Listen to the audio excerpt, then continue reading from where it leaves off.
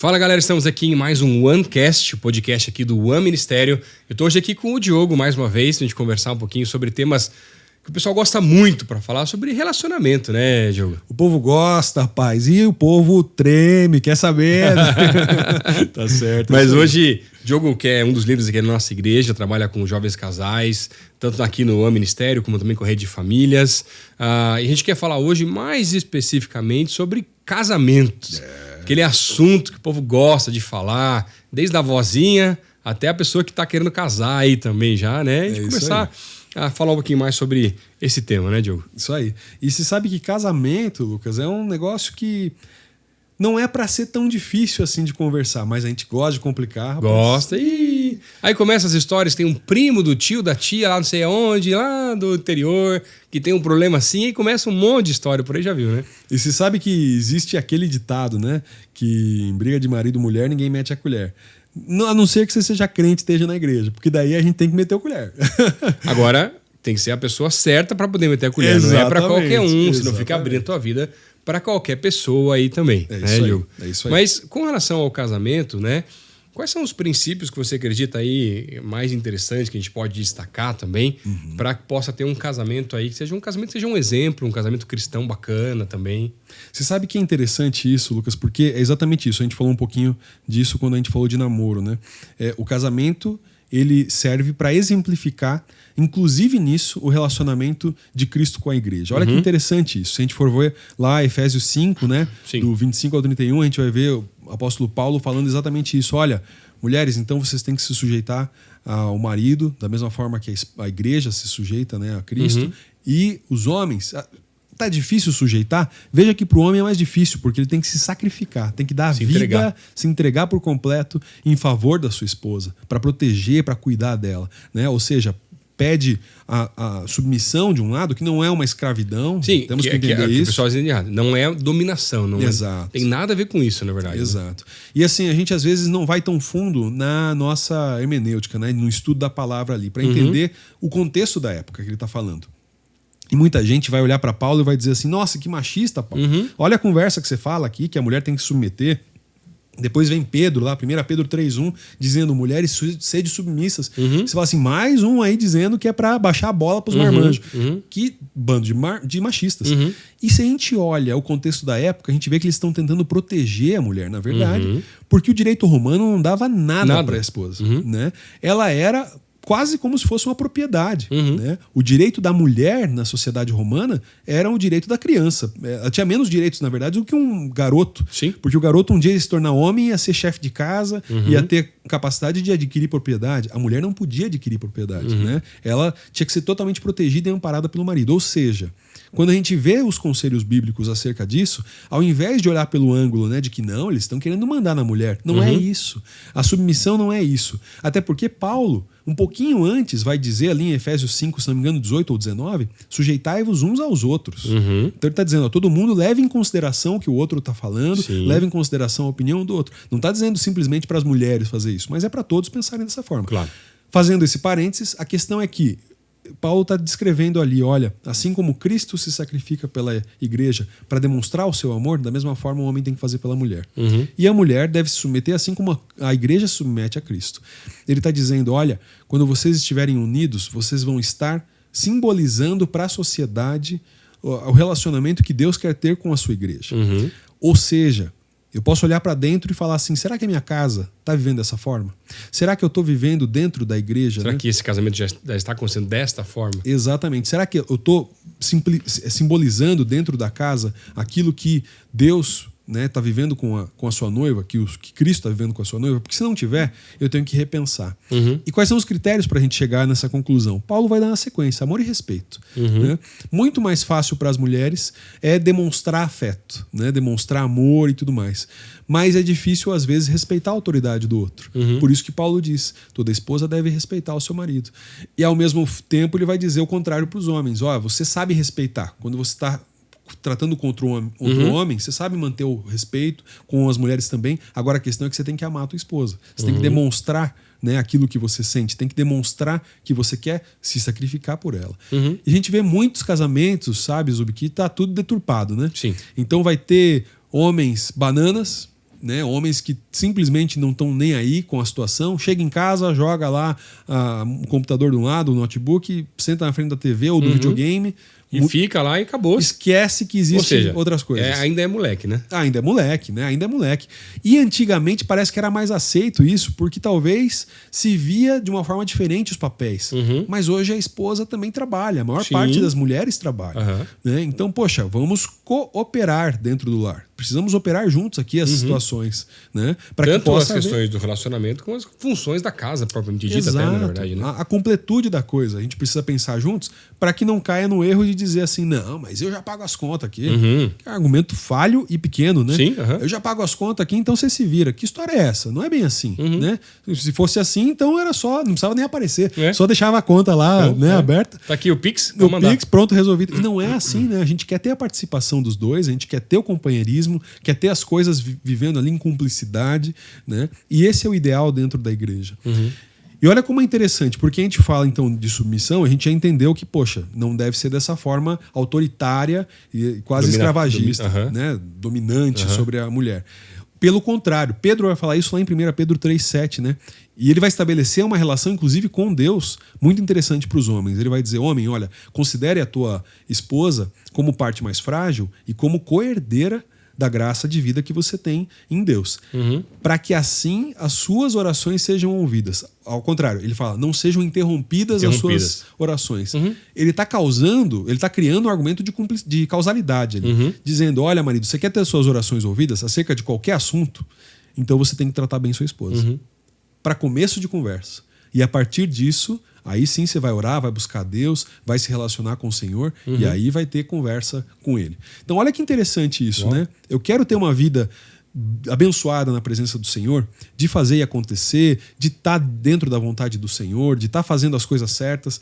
Eu preciso respeitar a pessoa que eu escolhi para morar junto, para viver junto pro resto da vida, né? Sim. Porque eu prometi em algum dia lá, no começo, né, dizer que eu vou amar e respeitar, dizer que vai ser na saúde e na doença, que vai ser em todos os momentos. Poxa, é simples assim. E é muito interessante porque hoje a gente está vendo gente que, dentro às vezes do ano que casou, já abandonando o casamento, já deixando de lado. E às vezes até num relacionamento cada vez mais superficial, né, e descartável, gente que acabou de casar e a palavra divórcio já faz parte do vocabulário. Né? Ou às vezes, né? Nosso casamento tá no fio da navalha ali, vai desmontar. Né? Vai desmontar, nunca foi. Gente, então já não casa, né? Agora, tem gente que fala assim, pastor, mas eu acho que eu casei errado. Ó, se você acha que eu casei errado, agora virou certo, então agora vamos fazer dar certo esse negócio aí também. Exatamente. Né? A partir do momento que casou, você tem que lutar para fazer aquilo acontecer. Sim. Mas eu não sabia que esse camarada, que essa moça era tão problemático, tão problemática. Bicho, se vira, né? Você conta com a igreja, você conta com psicólogos, com terapeutas. Busca ajuda também, tudo, né? Para te ajudar. Claro. Né? Não vai fazer sozinho. Sim. Sozinho eu vou me irritar. Sozinho eu vou ter dificuldade. Vai passar do limite. Exato. E eu tenho que ver a importância de fazer essas coisas. Porque se eu... beleza, não... estamos há 5 meses juntos aqui, mas não deu certo, né? Então vamos cancelar o casamento, vamos, sei lá, divorciar. Não é bem assim que funciona. O padrão bíblico para nós é muito simples. E até Jesus dizendo assim... aliás, Malaquias vai escrever, né? Deus odeia o divórcio. Deus odeia. Olha que palavra forte que é isso. Não é simplesmente ele não gosta, ele não quer que aconteça. É que ele odeia o divórcio. Então, para você chegar nesse ponto... Jesus vai ter a cláusula lá, olha, só se teve um problema sexual, teve um problema ali de adultério e tudo mais. Na verdade, ele usa uma palavra, né, de devassidão sexual. Então, pode ser qualquer desvio nesse sentido. Mas ele diz assim, e ele só dá esse mandamento, aliás, Moisés só deu o mandamento do divórcio porque o coração de vocês a dureza do coração do homem. O coração é duro, rapaz. Então, assim, se não fosse por isso, o ideal era que não se separasse. Né? Agora, tem casos que são casos de polícia, a gente sabe disso. Sim, aí né? É outra conversa. É um extremo. É um extremo. E claro que, né, a maior parte dos casamentos nunca vai chegar nesse ponto. Mas eu tenho um dado meio complicado aqui para vocês. Não sei se você já sabia disso. Não sei, vamos ver. 40% das agressões que acontecem dentro de casa são em lares evangélicos. Uau. Em lares que se dizem protestantes. Eu acho um número absurdo. É muito, muito alto e terrível, né? Onde deveria ser o maior exemplo, né? Deveria ser o local que as pessoas dizem, opa, por causa desse casamento aqui, eu posso ter certeza de que eu vou encontrar uma pessoa para mim, por exemplo. Né? Ou eu posso ter certeza que no meu casamento tem esperança ainda. É um exemplo, né? Porque não, pelo contrário. Fecham o pau, perdão pela expressão, né? Sim, saem no braço dentro de casa. E olha, e agressão não é só física, né? É verbal, é psicológica, é emocional. Abusos emocionais que são pesadíssimas, pesadíssimas, né? Exato. De botar a pessoa como desqualificada, botar a pessoa para baixo, porque você é isso, porque você é aquilo, né? Não quero causar nenhum gatilho aqui, mas é exatamente isso. Das pessoas olharem e dizerem: rapaz, isso não é caso de separação apenas, é caso de polícia, né? E nós, como igreja, temos que dar suporte para a pessoa que está sendo a vítima disso, claro, né? Então, realmente, é entender que, olha, você não está sozinho, não está sozinha nessa, mas o ideal é que nunca chegue nesse ponto. Então, vamos falar dos casamentos, né, que a gente pode remediar alguma coisa, que a gente pode, né, ajudar nessas horas. Quando nós entendemos que, de fato, a gente precisa viver uma vida pautada na palavra, pautada na vontade de Deus, né, a gente vai ver que desde o primeiro casamento já tinha problemas. Porque Adão, querendo ou não, ele foi negligente. Né? Se ele não tivesse sido negligente, Eva não tinha dado a bobeira que deu também. Então, assim, ou a gente caminha junto buscando a vontade de Deus, ou um dos dois vai puxar o outro para baixo. Né? Porque é sempre mais fácil, eu falo muito isso, é muito mais fácil eu me manter na inércia, né, e no repouso, lei de Newton lá, do que eu começar a correr atrás do que é certo, do que é justo, coisa que eu não fiz antes. Que não era natural e agora eu preciso começar a desenvolver. Preciso desenvolver um costume, um hábito ali para que se torne natural em algum ponto.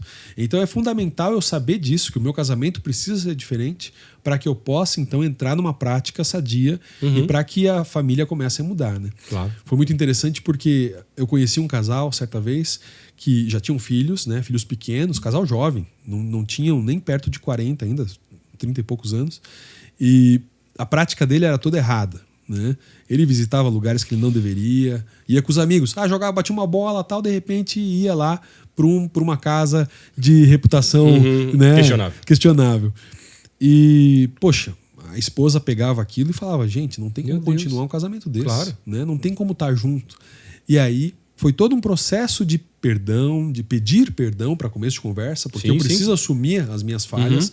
E nós estamos falando de um exemplo extremo, mas eu preciso assumir no dia a dia as falhas. Aquela maneira de falar que eu não gostaria, né, de ter falado daquele jeito. Que subir a voz de alguma coisa assim, né, que seja. E assim, é muito simples eu pensar nisso, porque, poxa, como que eu quero ser tratado? Eu quero ser tratado com carinho, com amor, toda pessoa, empatia, né, com empatia. Se eu não trato o outro assim, como que eu espero receber? E casamento é construção, né? Tem um psicólogo e teólogo que chama Emerson Eggerichs, que fala que existe um ciclo insano, em que quanto eu menos amo, né, a minha esposa, menos ela me respeita, e eu menos amo ela, e ela menos me respeita, e eu estou nesse ciclo insano. Qual que é o ciclo virtuoso da palavra? É demonstrar amor, entregar amor para receber respeito. E aí vai ter gente que vai falar assim: Lucas, Diogo, beleza, legal. Só que é o seguinte, eu estou há 10 anos nessa de demonstrar amor e não recebo em troca. Como é que faz? Né? O que eu faço nessa hora? Tem que dobrar o joelho no chão, tem que buscar na palavra e tenho que trazer para perto de Jesus. Tem que botar Jesus dentro da minha casa. Tem que fazer com que ele seja o rei daquela situação, que ele que tome conta daquela situação, para que aí as coisas comecem a mudar. O mesmo apóstolo Pedro vai dizer lá na carta de 1 Pedro 3, vai falar: olha, esposas, pelo teu agir, pela maneira que você se comporta dentro de casa, você deve ganhar o teu marido. Para que sem palavras ele reconheça que a sua humildade, que a sua maneira de tratar vai transformar a situação e vai trazer para perto. Não é que a mulher não pode falar. Que já começa, mas é que, na verdade, atitudes falam muito mais do que palavras e às vezes o outro não quer nem saber de ouvir, mas começa a perceber as atitudes e vai mudando e quebrando o coração também, né? E a gente não entende às vezes isso, né? Mas o próprio Jesus, e a gente vai ver exemplos inúmeros na palavra disso, né? Tiago vai dizer que as nossas obras são evidência da nossa fé, mas Jesus vai dizer: olha, quando você fizer qualquer uma dessas coisas aqui, dar uma roupa para alguém que está necessitado, dar comida para aquele que está faminto, você vai ter feito para mim. É como se tivesse feito para mim. Ele está dizendo: a tua fé tem que causar atitude prática. Então, se eu simplesmente não cuidar da pessoa que eu mais amo, que é a pessoa que está do meu lado, o que eu espero mostrar para a sociedade de diferente? Né? A gente sempre vê inúmeros exemplos das pessoas dizendo assim, né? Ah, mas vamos vir morar... A criança dizendo para os pais, vamos vir morar na igreja, pai? Não, mas por que, meu filho? Você gosta tanto assim da igreja? Não, é que na igreja você ama a mamãe, você cuida dela e tal. Não, pega até na mão dela. Pega na mão e tal, carinhoso. E em casa é só lambada, só chulapada. Ixi, né? Só tristeza. Difícil, né? Então, realmente, a gente precisa praticar aquilo, né? A gente viver aquilo que a gente prega, né? Para que não sejamos hipócritas. Claro. E para que tenhamos um relacionamento abençoado por Deus. A gente precisa entender isso, né? Que é uma contrapartida necessária para nós. E se no casamento você está tendo dificuldade, né, de conseguir demonstrar o amor, ter o respeito, construir isso num lar cristão realmente, aí onde Jesus faz parte, busca ajuda da sua igreja, busca ajuda de líderes que possam te ajudar, casais mais experientes que possam talvez te aconselhar. Sim. E às vezes, porque tem horas que a gente não percebe onde está errando, né?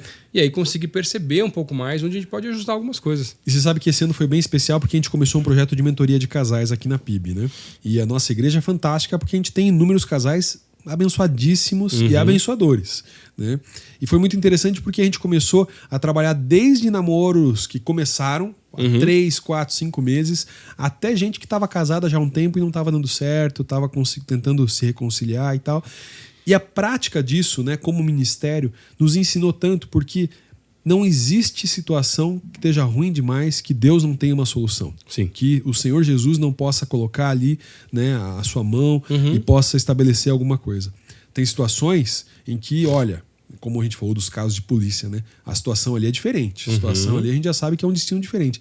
Mas situações em que, poxa, a gente não está se encontrando mais nas nossas conversas dentro de casa. Não está mais conseguindo achar um lugar comum, né? Poxa, vamos refrear, vamos repensar todas as coisas. Exatamente. Rever, colocar os princípios corretos para dentro de casa, tirar os princípios ruins.